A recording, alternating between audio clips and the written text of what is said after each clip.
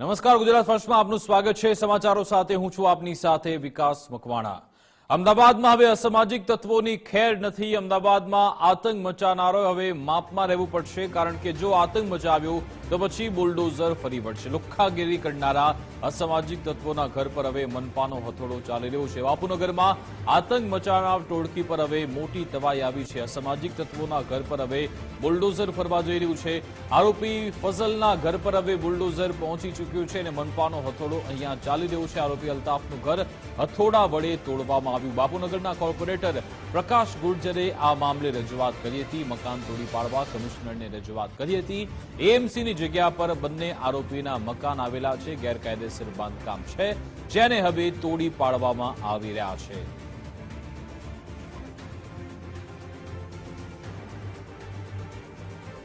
તો એ જ અસામાજિક તત્વો છે જેમણે આખો વિસ્તાર બાનમાં લેવાનો પ્રયત્ન કર્યો હતો। હવામાં તલવાર ઉછાળી હતી। આખો વિસ્તાર જાણે કે પોતાનો જ છે તે રીતે વળતા હતા। પોલીસ સાથે પણ ઉદ્ધતાઈભર્યું વર્તન કર્યું હતું અને પોલીસની જીપનો દરવાજો છે તે પછાડ્યો હતો અને આખો વિસ્તાર બાનમાં લેવાનો પ્રયત્ન કર્યો। જો કે હવે આ બંને આરોપી ઝડપાઈ ગયા છે। સાથે સાથે હવે તેમના ગેરકાયદેસર મકાન પણ તોડી પાડવામાં આવી રહ્યા છે।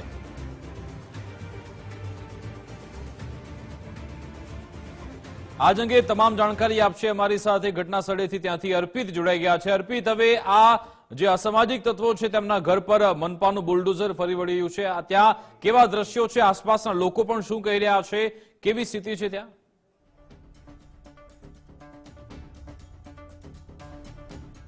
સમય પહેલા અહીંયા ડિમોલેશનની કામગીરી શરૂઆત કરવામાં આવી છે અને તમે જોઈ રહ્યા છો કે બુલડોઝર થકી જે અલ્તાફ નામનો આરોપી છે એનું ઘર હતું એ ઘર હાલ તોડવામાં આવી રહ્યું છે। ગઈકાલે જે ઘટના બની હતી એટલે કે ગઈકાલે અહીંયા રિકન્સ્ટ્રક્શન કરવામાં આવી રહ્યું હતું। આરોપીને સાથે રાખીને પૂછપરછ કરવામાં આવી હતી ત્યારે લોકોના ટોળે ટોળા હતા અને પોલીસે આમ મોટો પડકાર હતો કે ભીડ પર કેવી રીતે નિયંત્રણ મેળવવું। પણ આજે પોલીસે શીખ લીધી છે અને આપ જોઈ રહ્યા છો મીડિયા, કોર્પોરેશન અને પોલીસ એ ત્રણ સિવાય અન્ય કોઈ અહીંયા વ્યક્તિઓ ન પ્રવેશે એનું ખાસ ધ્યાન રાખવામાં આવી રહ્યું છે। બહારનો રસ્તો છે એ બંધ કરાવી દીધો છે અને આ અલ્તાફનું ઘર તમે જોઈ રહ્યા છો કે જેને આતંક મચાવ્યો હતો એ આતંક મચાવનારનું ઘર હાલ નેસ્તનાબૂદ કરી દેવામાં આવ્યું છે। એનું કોઈ અસ્તિત્વ ન મળે એ પ્રકારની હાલ કાયદાનું ભાન કરાવવા માટેની આ સખતમાં સખત કામગીરી કરવામાં આવી છે અને તમે જોઈ રહ્યા છો કે હાલ આજે અલ્તાફ નામનો આરોપી હતો એનું ઘર છે એ તોડી પાડવામાં આવ્યું છે પ્રકાશ। અને આના પછી થોડી વારમાં જ જે મુખ્ય ફઝલ નામનો આરોપી છે ફઝલ નામના આરોપીનું ઘર પણ અહીંયા તોડવામાં આવશે। ડ્રોનની મદદ લેવામાં આવી રહી છે, કોઈ કચાસ બાકી ન રહી જાય એનું ખાસ નાની નાની બાબતોનું ધ્યાન રાખવામાં આવી રહ્યું છે, કેમ કે ખૂબ સેન્સિટિવ મુદ્દો હતો। કોઈ પણ પ્રકારના લિટિગેશન ન થાય આ આખા કિસ્સામાં એનું પણ ખાસ ધ્યાન રાખવામાં આવી રહ્યું છે। લીગલ કમિટીના ચેરમેન છે પ્રકાશભાઈ ગુર્જર, એમની સાથે આપણે વાત કરીએ। પ્રકાશભાઈ, કેટલું જરૂરી હતું અસામાજિક તત્વોને કાયદાનું ભાન કરાવવા, જે ડર ખોફ ફેલાવતા હતા એમને શાન ઠેકાણે લાવવા માટે? ચોક્કસપણે આ દાખલારૂપ કામગીરી છે, કારણ કે નાગરિકોને તમામ નાગરિકોના જ્યારે અધિકાર હોય એની સામે એની ફરજ પણ હોય છે। આપણે બધાએ જે પ્રકારે વિડીયોની અંદર જોયું, પોલીસ સાથેની જે એમની કામગીરી હતી, જે વર્તણૂક હતી, એમનો ગુનાહિત ઇતિહાસ છે, એને ધ્યાનમાં લઈને ગઈકાલે જ અમે પત્ર લખ્યો છે મ્યુનિસિપલ કમિશનરશ્રીને કે આમાં દાખલારૂપ કામગીરી થવી જોઈએ અને અન્ય લોકોને પણ એક ઉદાહરણ મળે કે કોઈ પણ પ્રકારે આ પ્રકારનું વર્તન એ ચલાવી લેવામાં ન આવી શકે। આપણે નાગરિક છીએ, આપણા અધિકારો છે, પરંતુ સામે આપણી ફરજ પણ છે અને આપણે બધાએ કાયદાનું પાલન કરવાની આપણી એક ફરજ રહેલી છે। પણ આ તો કેટલા સમયથી હતા, માની લો કે પહેલા જો આ કામગીરી થઈ હોત તો બની શકે છે કે આટલી મોટી હિંમત એમની થઈ, આમ ખુલ્લી આમ અહીંયા ઘરમાં તપાસ કરી ત્યારે કઈ વાંધાજનક વસ્તુઓ પણ મળી આવે એવું તપાસ કરો તો 2019ની અંદર આપણે જણાવી દઉં, 2019માં પણ આ પ્રકારની એક કાર્યવાહી થઈ હતી, જેમાં આખો સર્વે કરવામાં આવ્યો હતો। આ અહીંયા વસાવટ કરતા તમામ લોકો જેમને મકાનો મળવા પાત્ર હતા એ લોકોને મકાનો આપવાની પણ કામગીરી કરવામાં આવી હતી, એની યાદી પણ બની હતી અને એ લોકોએ પોતાના મકાનો એક્સેપ્ટ કરીને ત્યાં સ્થળાંતર ન કર્યું। ફરીથી પાછું અત્યારે સર્વે કરવામાં આવ્યું છે અને એ સર્વેના આધારે જે લોકોને મકાન મળવા પાત્ર છે વૈકલ્પિક વ્યવસ્થાના ભાગરૂપે એ લોકોને મકાનો મળશે અને બાકીના લોકોના અહીંયા જે ગેરકાયદેસર બાંધકામ છે એને દૂર કરવાની કામગીરી કરવામાં આવશે। કેટલા ઘરો હતા? એક અલ્તાફ છે અને ફૈઝલ, બે, એના સિવાય ત્રીજું કઈ ખરું? આજે જે કાર્યવાહી છે, જે પત્ર મેં લખ્યો હતો એ માત્ર 2 ગુનેગારો પૂરતો પત્ર હતો। 24 કલાકની અંદર એ કામગીરી આપ બધા જોઈ રહ્યા છો કે એ કામગીરી થઈ રહી છે. પોલીસ અને કોર્પોરેશને ત્વરિત એક્શન લઈને આ કામગીરી કરી છે અને આને હું દાખલારૂપ કામગીરી ગણાવું છું.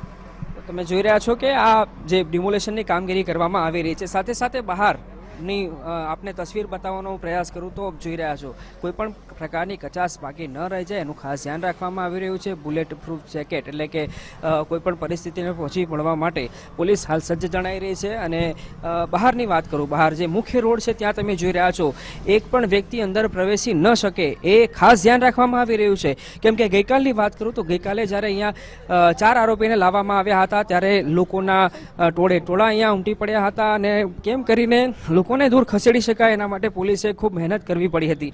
પણ તમે જુઓ આજે કંઈક પરિસ્થિતિ અલગ છે, કોઈ પણ અહીંયા ફરકી ન શકે આસપાસ એનું ખાસ ધ્યાન રાખવામાં આવી રહ્યું છે. અને જે ઝોન કક્ષાના અધિકારી છે, સાથે સાથે અન્ય પોલીસ સ્ટેશનના પીઆઈ છે, ઉપરાંત એસીપી કક્ષાના 2 અધિકારીઓ છે, એમની પણ મદદ લેવામાં આવી રહી છે. ડીસીપી સાહેબ છે, સૈની સાહેબ, એમની સાથે પણ વાત કરીશું. સાહેબ, કેટલી ઉદાહરણ સ્વરૂપ કામગીરી માનો છો? કેમ કે આ અસામાજિક તત્વોને પાઠ ભણાવવો ખૂબ જરૂરી બન્યો હતો.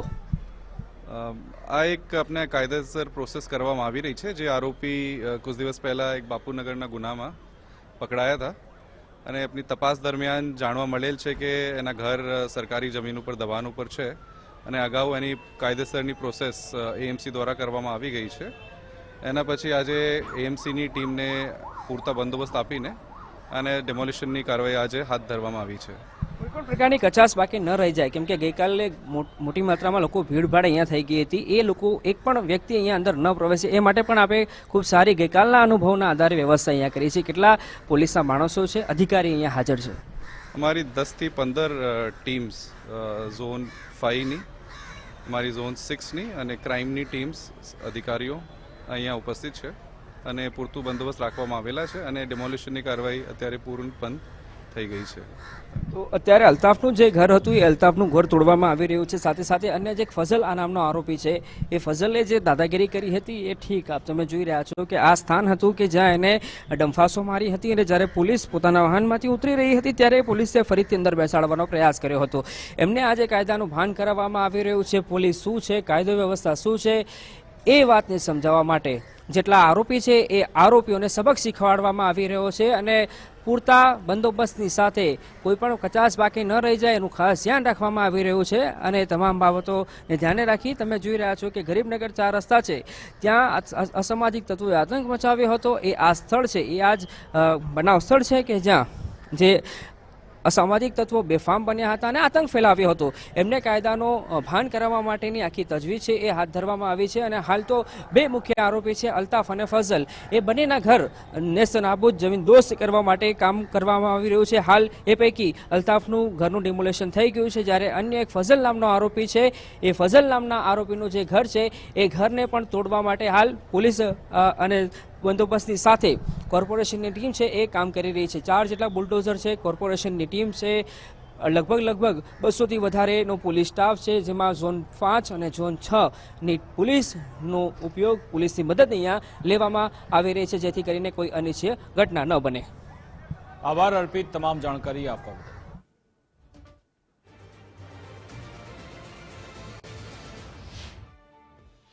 અમદાવાદના બાપુનગર વિસ્તારમાં અસામાજિક તત્વોએ તોડફોડ કર્યા પછી કોર્પોરેશન દ્વારા જે ગેરકાયદેસર બાંધકામ અલ્તાફ અને ફૈઝલ દ્વારા ઊભું કરવામાં આવ્યું હતું એ બાંધકામ દૂર કરવામાં આવી રહ્યું છે. મારી સાથે લીગલ કમિટીના ચેરમેન છે પ્રકાશભાઈ ગુર્જર, એમની સાથે વાત કરીએ.